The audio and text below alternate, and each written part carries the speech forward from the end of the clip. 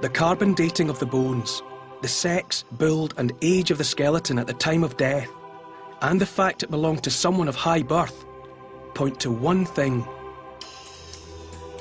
Experts are now convinced that this skeleton is the first forensic evidence of Cleopatra's family ever found.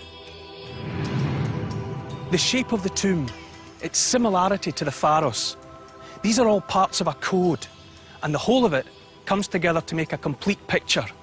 At last, we can solve the mystery, beyond doubt, of who this skeleton actually is. None other than Cleopatra's sister, Arsinoe, Egyptian rebel, Queen of Egypt, murdered on the sacred ground of the Holy Temple of Artemis by Mark Antony on the orders of his lover. But of course, what we haven't known until now is what she looked like. Although the forensic team have only an incomplete skeleton, using our virtual template, we can now rebuild the skull.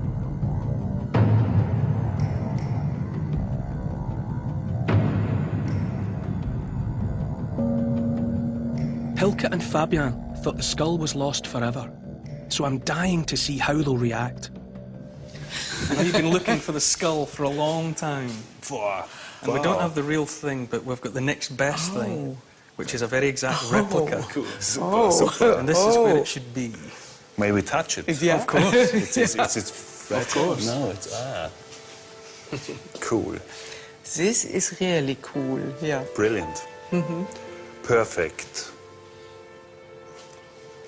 It's really like looking in her face. Yeah. Yeah. But this is quite another thing, to have the skull of her in your hands. Yes. This is a really enormous, big feeling. Wow. Well, it was worth bringing then. Definitely home. Yeah. Yes. Super. The forensic team are convinced they've proved beyond doubt that these are the bones of Princess Arsinoe. But rebuilding the skull has unlocked an incredible secret about her ancestry. Until recently, Cleopatra's dynasty was thought to be Greek, European, Caucasian.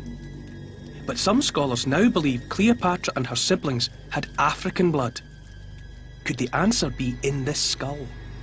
The distance from the forehead to the back of the skull is long in relation to the overall height of the cranium, and that's something that you see quite frequently in certain populations, one of which is ancient Egyptians. Another would be black African groups, will also show that characteristic. This one certainly looks more white European, but it has got this long head shape. It could suggest a mixture of ancestry. Our revelation backs up the controversial theory that the princess, and therefore her sister Cleopatra, also had African blood.